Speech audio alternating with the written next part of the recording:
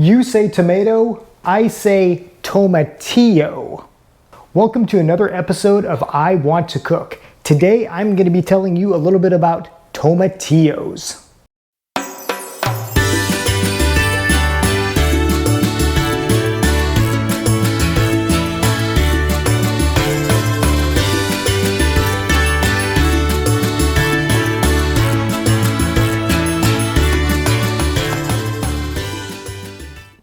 Okay, so let's start with similarities between tomatoes and tomatillos, and it's not just in the similar naming of them.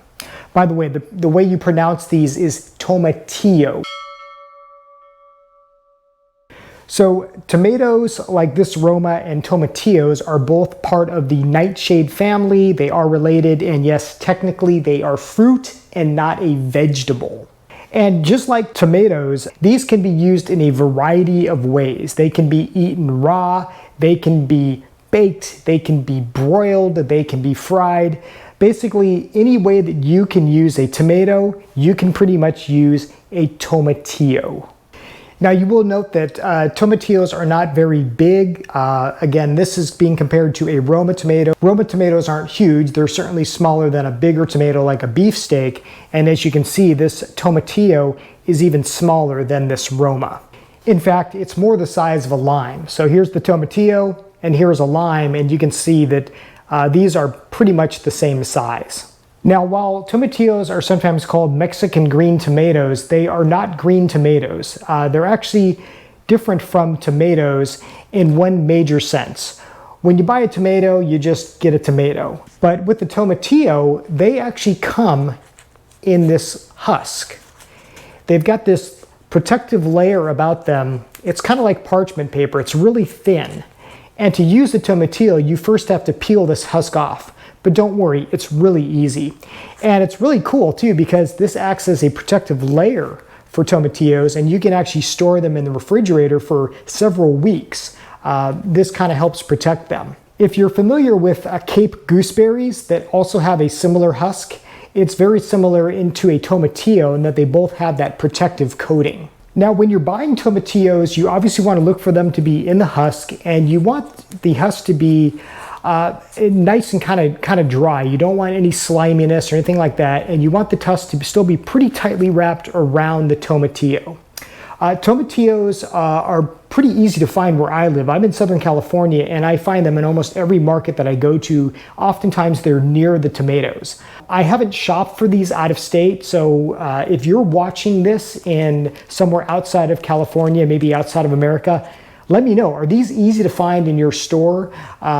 Maybe you might have to go to like a Mexican ethnic market to find these, but at least where I'm at in Southern California, they're really easy to find. Now, before using, you'll obviously want to remove the husk, and the tomatillo is a little bit sticky underneath. That is totally normal. Although, you know, you're gonna want to look for a drier one, it doesn't matter. They all have some kind of stickiness. And what you're gonna wanna do is just rinse them and try to remove that stickiness. That's just part and parcel of tomatillos. Now, as for taste, that's another way in which tomatillos differ from tomatoes. Whereas tomatoes have more of a sweetness to them, tomatillos, these are a little more tart. And again, you can eat these raw. And yeah, they're definitely more sour. They've got a brightness to them. So if you like sour foods, these can add a nice pop of flavor to a salad or any other dish where you just want that kind of that bright acidity. But the real magic with tomatillos happens when you cook them. And whether you are baking them or stewing them or frying them, when you cook a tomatillo, it really tones down that acidity, it really tones down that tartness, and you get something that's really delicious. Now, you may have think that you've never had a tomatillo, but perhaps you have. If you've ever had a salsa verde, a sauce like this that's a green sauce, then you've most likely eaten a tomatillo. These are the main ingredient in a salsa verde. And that leads me to my teas, because in my next video, I'm going to be showing you how to incorporate tomatillos in one of my favorite recipes. So go to the store, get a tomatillo or two, and stay tuned for my next video on how to use these guys in something that I think is going to be really delicious. Oh, and you'll want an Instant Pot for that one too. So I hope you found this primer on tomatillos helpful. Again, give these a shot. They don't cost very much, so buy one or two and let me know what you think. And if you're not already a subscriber to this channel, please be sure to subscribe and hit that like button. And I will see you on the next episode where we have more fun with tomatillos.